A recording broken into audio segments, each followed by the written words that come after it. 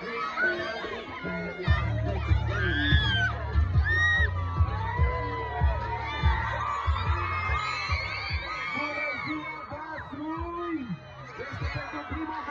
vine un Vaslui, bă, uitați-vă ce e aici!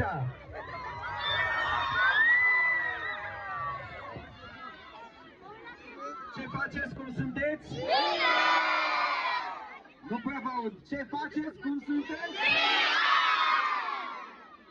Mă bucur foarte mult să fiu pentru prima dată la voi în oraș. Am mai fost în trecere, însă niciodată nu m-am întâlnit cu voi, niciodată nu am avut un eveniment aici și se vede din entuziasmul vostru. Vreau în primul rând să salut și să-l felicit pe Lucian, care a deschis încă o locație. Pare a fi, după cum se vede, o locație de mega succes. Friday, felicitări! Așa că burgerul Zmești și cartofii în urei de arune au ajuns și în Moldova, în Vaslui, și îl felicităm pentru această deschidere reușită. Cât despre mine, fraților, eu sunt aici să vă răspund la întrebări, să fac poze și autografe cu fiecare dintre voi. Evident, ca să ne mișcăm cât mai bine și cât mai în siguranță, trebuie să avem un flux de acces. De acolo. Pe aici se va face intrarea. Rugămintea este să nu vă îmbunziți, fiindcă o să fac poze cu absolut toată lumea. Intrarea se face pe aici. Pentru autografă, cel mai simplu, ca să ne complicăm, avem genul ăsta de postele pe care le semnez direct aici.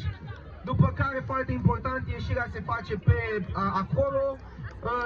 Știu că pare că nu e atât de important, dar fluxul de oameni în general e foarte important ca să avem un eveniment cât mai reușit.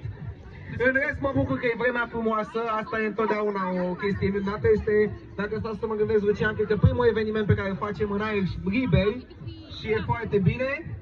Și mă bucur să fiu aici, dragi vazuieni. Acestea fiind spuse, dacă mai vrea Lucian să adauge ceva, să începem distracția. Dragilor, vă mulțumesc tuturor. Shelley, vecinul și prietenul meu de la București, Shelley, a pus degetul pe hartă și a spus: Lucică, faci la Vaslui. E pariul lui și apoi a devenit pariul meu. Deci Shelley a adus Friday la Vaslui împreună cu Lucică. Shelley este aici alături de voi pentru prima dată și o să vă rog să ne comportăm civilizat, să nu avem discuții cum au fost ieri la fratele Dorian, pentru că Shelley va sta și el până la ultimul. Noi suntem aici pentru dumneavoastră, Shelley este aici pentru voi, așa că vă mulțumesc și să auzim tare despre Shelley. Shelley!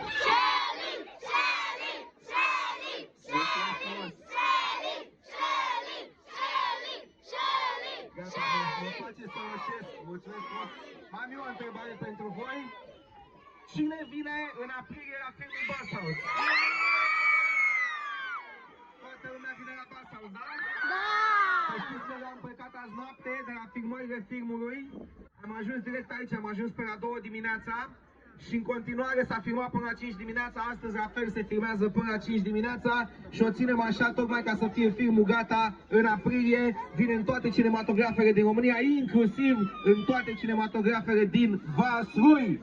Acestea sunt spuse, să începem meet and greet-uri. Hai să începem și începem cu un junior, salut!